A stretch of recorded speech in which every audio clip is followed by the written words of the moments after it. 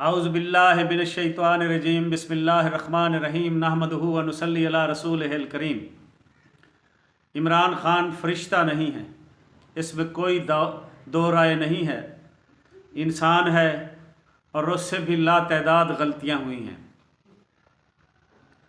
सियासत में दाखिले के बाद उसने पहले दिन से जो बयानिया अपनाया बदउनवानी के ख़िलाफ़, बहरहाल इसका क्रेडिट तो उसको देना चाहिए कि वो उस बयानिए पर आज तक डटा हुआ है और उन जमातों के ख़िलाफ़ वो अभी तक मैदान में मौजूद है जिन जमातों की बदउनवानियों के पर्दे वो चाक करता रहा है।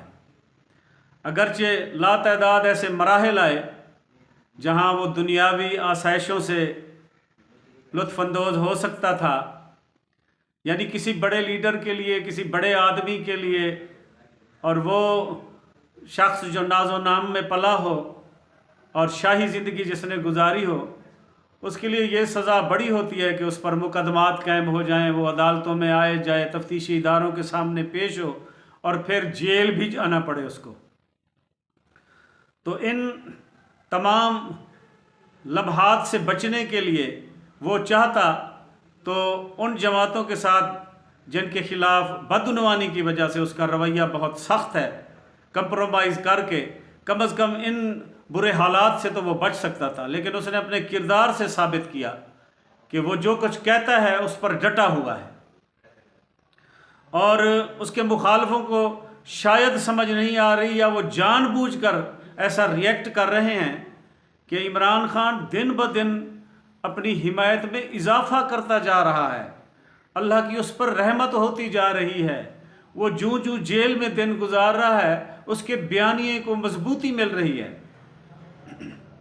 और ये आप देखें कि 75-76 सालों के बाद एक ऐसी कौम जो वोट ही सिर्फ इसलिए देती थी कि इलाके का कोई बड़ा आदमी हो, जिसके पास पैसा हो, वडेरा हो और मखदूम हो, मकसद यह है कि उसके पास ज़्यादा से ज़्यादा मालो ज़र हो और चाहे वो जो कुछ करे, यानी लोगों को इल्म होता था कि कितनी बदउनवानियाँ हैं जो इसके ज़रिए होती हैं, कितने ही गैर कानूनी काम हैं जो इसके ज़रिए होते हैं।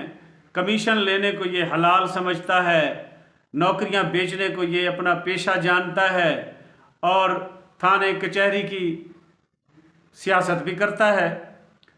लेकिन इसके बावजूद लोग सिर्फ इसलिए ऐसे उम्मीदवारों के साथ खड़े हो जाते थे कि वो अपने इलाकों के वडेरे होते थे।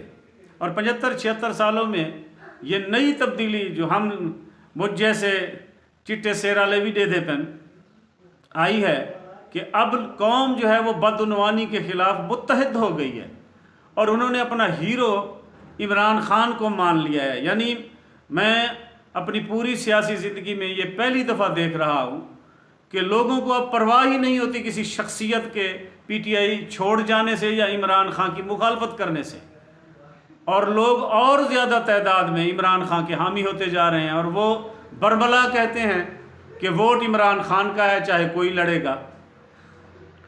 इमरान ख़ान ज़िद्दी है, उसकी ज़िद ने इस तौर से तो उसकी सियासत को नुकसान पहुंचाया है कि उसके वो साथी जो हर दौर में वक्त देखकर पार्टियां बदलते हैं, लेकिन है वो बड़े नामों वाले, अपने अपने इलाकों में बड़े माल वाले, बड़ी जायदादों वाले, लेकिन वतीरा उनका यही रहा है कि जब वक्त बुरा आया तो अपनी पार्टी को छोड़ दिया और वो पार्टी ज्वाइन कर ली जिस पार्टी का नाम मार्केट में आ गया। तो इमरान ख़ान की ज़िद की वजह से उसकी सियासी पार्टी को ये नुकसान तो पहुंचा कि वो लोग जो वक्त देखकर अपनी वफादारियां बदलते हैं वो कसीर तादाद में उसे छोड़ गए। लेकिन उसी की ज़िद ने उसे सियासी अरूज भी दिया है। अरूज इसलिए मैं कह रहा हूँ कि सियासत में फ़ैसला तो वोटरों की तादाद ने करना होता है ना, और वोटरों की तादाद की अक्सरियत अब इमरान ख़ान के साथ है। यानी उसकी सियासत को अगर नुकसान भी पहुंचा है तो इस हवाले से तो पहुंचा है कि वो वडेरे जो हमेशा वक्त की धार को देखकर अपनी सियासत के फ़ैसले करते हैं उससे पार्टी की जान छूट गई। लेकिन इससे पहले इस मुल्क में यही होता था कि वडेरे जिस जमात में चले जाते थे वो आसमान पर पहुंच जाती थी और जिस जमात को छोड़ते थे वो ज़ीरो हो जाती थी। लेकिन अब माहौल बिल्कुल बदल गया है। इमरान खान के साथ ये जो अल्लाह ने माहौल बनाया है, क्योंकि वो जो पाक ज़ात ऊपर बैठी है और जिसके हाथ में सब के फ़ैसले होते हैं और जो चाहे कर सकता है, ये यकीनन उसी की मदद है। वरना इमरान खान की जो मैं समझता हूँ पोजीशन है हर लिहाज से, उस हवाले से तो होने ना 3 होया ना 13 होया, लेकिन सदके वजी जे अल्लाह सोने दी ज़ात तू वो जैंदी गुड्डी चाहे चढ़ा देवे। तो इस वक्त ये जो माहौल बना है बदउनवानी के ख़िलाफ़, इसका क्रेडिट यकीनन इमरान खान को देना चाहिए। अगरचे छोटी छोटी वो जमातें जो इक़्तिदार में कभी नहीं आई, उनका बयानिया भी ये रहा है, लेकिन उनके बयानिए को वो इज़्ज़त नहीं मिली, वो हिमायत नहीं मिली जो इमरान खान ने हासिल कर ली है। तो इमरान खान इस वक्त मुल्क की अक्सरियती लोगों का हीरो है। हीरो मैं इसलिए कह रहा हूँ कि उनके टिकट से उनकी जमात की तरफों उनकी हिमायत का जेड़ा भी उम्मीदवार उठसी उनको एडे वोट पोसन जो गिनती तो बाद लोग विबले वधे होसन। इसके साथ साथ अफवाहें, बदगुमानियाँ, मायूसियाँ भी बहुत फैलाई जा रही हैं। तो इस सिलसिले में मैं अपने मुल्क में बसने वाले तमाम पाकिस्तानियों से गुजारिश करूँगा कि किसी बदगुमानी पर तवज्जो न दें, किसी अफवाह पर तवज्जो न दें और किसी किस्म के मनफी प्रोपेगेंडे पर तवज्जो न दें और सिर्फ अपनी तवज्जो आने वाले इलेक्शन पर मरकूज़ रखें। क्योंकि 2018 के इलेक्शन में मेरे ख्याल में मुल्क के कोने कोने में जो बाशऊर सियासी वर्कर हैं या सियासी जमातों से मुंसलिक वो लोग जो तकरीबन हर बात में दिलचस्पी लेते हैं, उनको याद होगा कि 2018 के इलेक्शन में ये अफवाह, ये बदगुमानी आम थी कि ये जो जीप का निशान है ये बड़े बाख्तियार लोगों के एक गिरोह ने ये इलाट करवा के एक ग्रुप के लिए ख़ास तौर पर मखसूस करवाया है। और जीप के निशान पर जो उम्मीदवार इलेक्शन लड़ रहे हैं कौमी असम्बली के लिए, कम से कम 82 से 85 उम्मीदवार जीप के निशान पर कामयाब कराए जाएंगे और आने वाले दौर में जीप के निशान के उम्मीदवारों के लीडर को ही इस मुल्क का वज़ीर आज़म मुंतखब किया जाएगा। उस दौर में मुझ जैसे चंद कारकुनी थे जो बरमला ये कहा करते थे कि जीप के निशान को वोट मिलेंगे पूरे पाकिस्तान में तो जीप का निशान जीतेगा।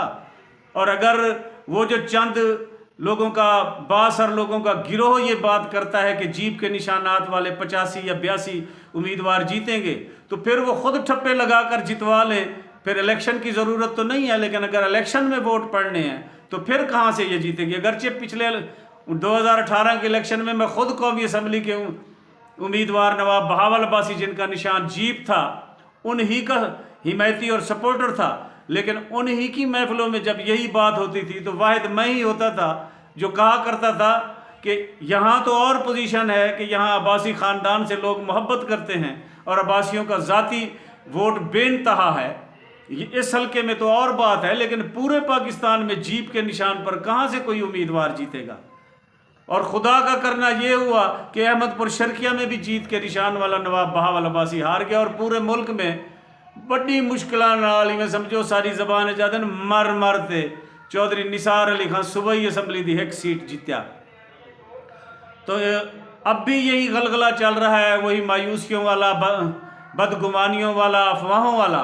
तो पूरी कौम से मैं ये दरख्वास्त करूँगा कि खुदारा इन अफवाहों पर, इन मायूसी वाली बातों पर कोई तवज्जो ना दें और अपनी सारी तवज्जो आने वाले इलेक्शन पर मरकूज़ रखें और धड़ाधड़ वोट दें उस उम्मीदवार को जिसको आप चाहते हैं, उस जमात को जिसके आप वर्कर हैं और ये चाहते हैं कि इस जमात के ज़रिए इस मुल्क की तकदीर बदले, चाहे वो कोई उम्मीदवार है, कोई जमात है। वोट हर किसी का अपना है।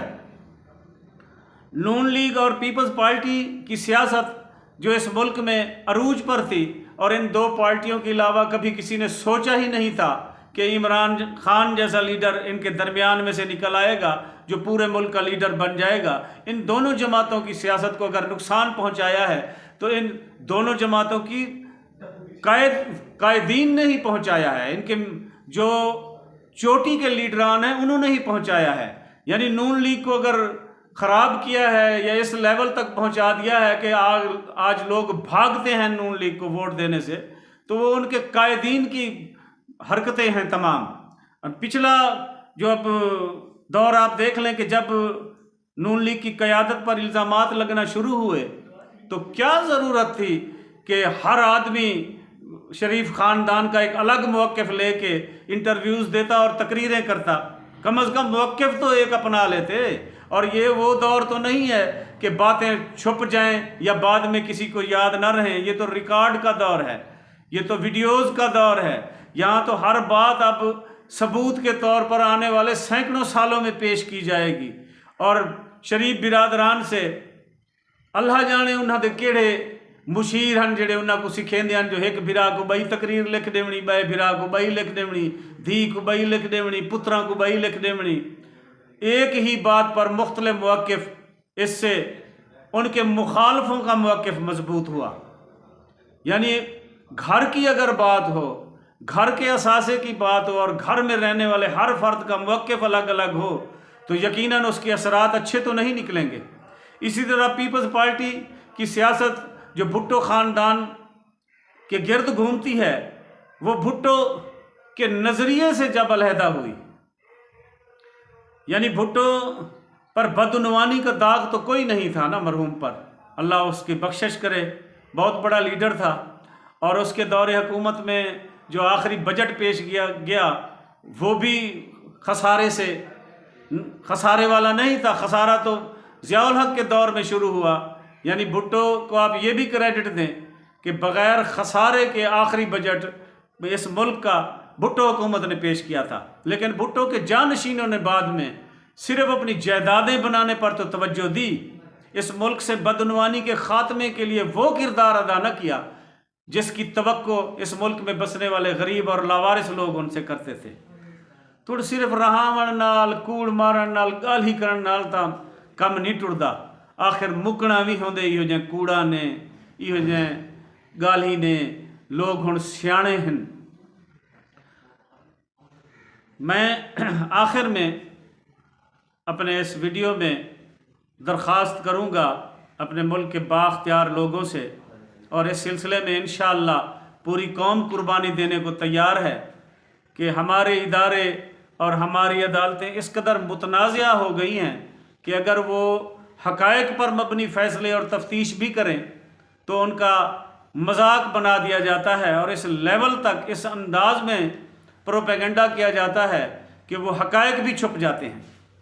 तो इसका एक ही हल है कि वो गैर मुस्लिम ममालिक, चाहे उनका मज़हब कोई और है, जो तरक्की याफ्ता हैं और जिनके कानून की तारीफ़ें करते हुए, जिनके तफ्तीशी इदारों की तारीफ़ें करते हुए हमारे कौमी लीडरों की ज़बान नहीं सूखती, उन्हीं गैर ममालिक से तफ्तीश करने के लिए ऑफिसर्स और उन्हीं गैर ममालिक से उन केसेस के फिर फैसले कराने के लिए जजेस मुस्तार ले लिए जाएं, ताकि कल को कोई बात ना कर सके।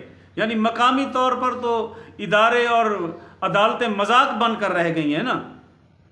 तो इसका यही एक हल है कि वो गैर ममालिक जहाँ कानून का बोल बाला है और जिसकी मिसालें ये ख़ुद यही हमारे कौमी लीडर देते हैं, उन्हीं इदारों से मुस्तार ले लिए जाएं, तफ्तीशी इदारों के अफसरान और जजेस भी। और उन पर जितना ख़र्चा होगा वो ये कौम इंशाअल्लाह चंदा करके देने को भी तैयार है, उन्हीं से फ़ैसले कराए जाएं। अगर ये लोग बेगुनाह हैं, बदउनवानी में मुलव्वस नहीं हैं तो सर आँखों पर, लेकिन फ़ैसले ज़रूर हों। ये ना हो कि ये जो रेफरेंसेस हैं, ये जो इतने सारे इल्ज़ामात हैं, ये बाहर से विदड्रा कर लिए जाएं और ऐसे ऐसे इदारे, ऐसे ऐसे तफ्तीशी लोग ऐसा गंदा और घिनौना किरदार अदा करें कि जिसको देखकर इस मुल्क के लोगों की अक्सरियत उनसे नफ़रत करने लग गई है। यानी इस किरदार का ख़ात्मा होना चाहिए। अगर हमारे तफ्तीशी इदारों में बैठे हुए अफसरान, हमारे फ़ैसले करने वाले बाख्तियार लोग अपनी यारियां निभाने पर उतर आए हैं या अपनी ज़ाती गुस्सा निकालने पर उतर आए हैं, तो इसका फिर हल यही है कि बाहर के ममालिक से ये तमाम इंतज़ाम किया जाए और इन केसेस का फ़ैसला कराया जाए। इन केसेस को ऐसा ना छोड़ा जाए।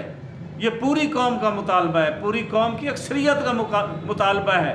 चंद बासर लोग, नामवर लोग अगर इन केसों को नहीं उठाना चाहते तो इसका मतलब ये नहीं है कि वो पूरी कौम की नुमाइंदगी कर रहे हैं। ये बाज़ औक़ात हमारे कौमी लीडर प्रेस कॉन्फ्रेंसों में, जलसों में जो झूठ बोल रहे हैं कि ये ऐसा नहीं होना चाहिए, ये ऐसा नहीं होना चाहिए, वो अपनी ज़ाती बातें तो कर रहे होते हैं, वो पूरी कौम की आवाज़ नहीं होती।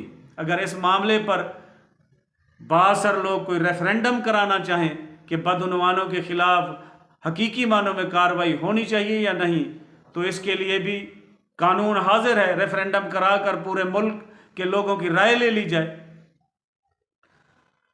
और फिर आखिर में फिर वही कि इलेक्शन नज़दीक है, किसी अफवाह पर कान न धरें। मुझे पक्का यकीन है कि मेरे मुल्क के इदारों में बैठे हुए लोग लोगों की राय को बदलने की कोशिश नहीं करेंगे। इदारों में बैठे हुए लोगों की अक्सरियत, इस मुल्क में बसने वाले लोगों की अक्सरियत इस मुल्क से मोहब्बत करती है। अगर चंद लोग अपने ज़ाती मफाद की खातिर कुछ गलत तरह की बातें करते हैं तो उनकी बातों को भी सीरियस नहीं लेना चाहिए, क्योंकि दिल से वो भी, मुझे पक्की उम्मीद है कि सच्चे पाकिस्तानी ही हैं। तो ये जो इलेक्शन आ रहा है, इसमें इंशाअल्लाह इदारों में बैठे हुए लोग कोई भी दखल अंदाजी नहीं करेंगे और इंशाअल्लाह ये मुनसिफाना होंगे। मुझे तो पक्का यकीन है। उमें अल्लाह सोने को पता, साडा मुल्क है ता एजा इतना कुछ भी थी सकते। जीवो ते लख थी वो शाला, जीवो ते लख थी वो शाला।